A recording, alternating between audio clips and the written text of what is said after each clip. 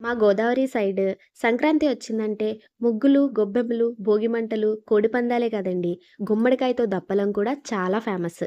అలాంటి దప్పలాన్ని ఎంతో టేస్టీగా, సింపుల్‌గా ఎలా చేయాలి అనేది చూసేద్దాం. Let's go to the video.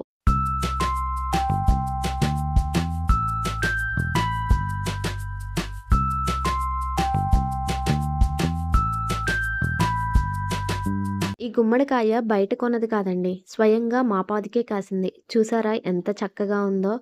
కాయ అయితే చూడనక్కర్లేదు. చాలా నిగనిగలాడిపోతుంది. ఇప్పుడు మనం పెట్టుకునే దప్పలానికి ఈ మాత్రం క్వాంటిటీ సరిపోతుంది కాబట్టి ఆ ముక్క కోసుకుని దాన్ని ఈ మాత్రం సైజులో మళ్ళీ ముక్కలు చేసుకుంటున్నాము.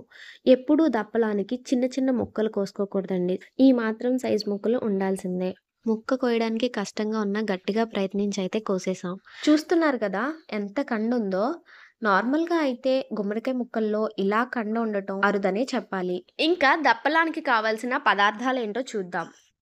చింతపండు తగినంత, కారం తగినంత, ఉప్పు తగినంత, పసుపు చిన్న స్పూన్లు, బియ్యపు పిండి 2-3 స్పూన్లు, తాలింపు సరుకులు, నల్ల బెల్లం, కరివేపాకు, 4-5 పచ్చిమిర్చి.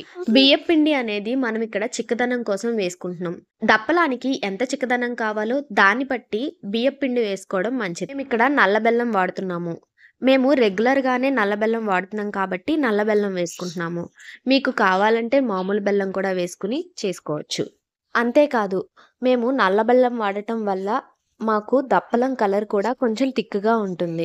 దప్పలానికి ముద్దపప్పు అనేది బెస్ట్ కాంబినేషన్ అని చెప్పొచ్చు. 2 వేసుకొని తింటే అబ్బా! చాలా బాగుంటుంది. స్టవ్ మీద 3-4 లీటర్ల గిన్నె పెట్టుకున్నాము. తర్వాత 1-2 లీటర్ల వాటర్ పోసుకొని తరిగిన గుమ్మడికాయ ముక్కల్ని అందులో వేసుకుంటున్నాము.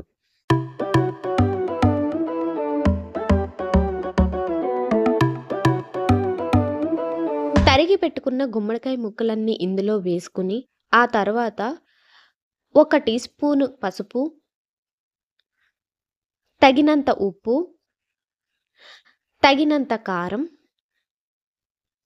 4-5 పచ్చిమిర్చి, కరివేపాకు, చింతపండు పులుసు కూడా వేసుకుని మరిగించాలి. మరుగుతుండగా ఈలోపు 2-3 స్పూన్లు బియ్యపు పిండి తీసుకున్నాం కాబట్టి నీళ్ళల్లో గడ్డలు రాకుండా కలుపుకుని పక్కన పెట్టుకోవాలి. ముందుగా చెప్పినట్టు బియ్యపు పిండి అనేది మనకి ఎంత చిక్కదనం కావాలో అంత క్వాంటిటీ తీసుకుంటే సరిపోతుంది.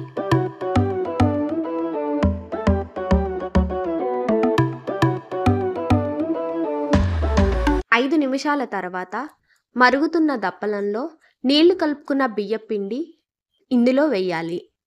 వేసుకున్నాక ఒక 5 నిమిషాలు ఆగి నీళ్లు, ఉప్పు, కారం అన్నీ సరిపోయాయా లేదా చూసుకుంటే మంచిది. ఎందుకంటే బెల్లం వేసిన తర్వాత ఉప్పు లాంటివి తెలియడం కొంచెం కష్టమవుతుంది. అందుకే ముందుగా చూసుకోవడం మంచిది.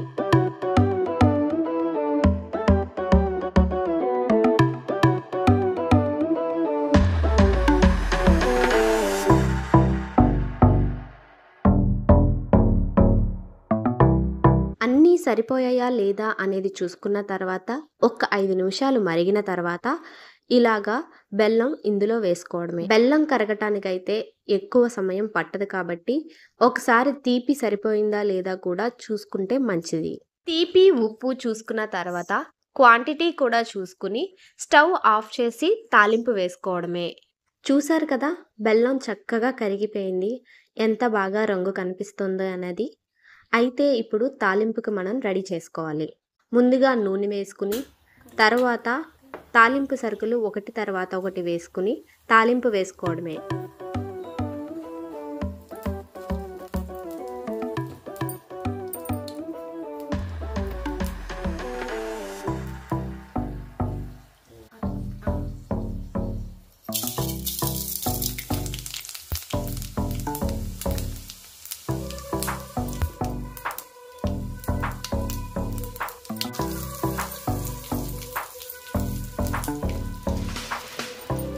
తాలింపు సరుకులు అన్నీ వేసిన తర్వాత చిటికెడు ఇంగువ కూడా వేసుకున్నాము.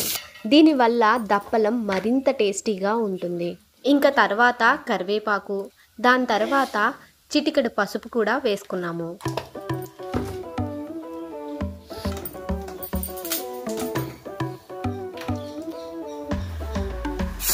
తాలింపు అయింది కాబట్టి దప్పలంలో తాలింపు వేసుకోవడమే ఆలస్యం.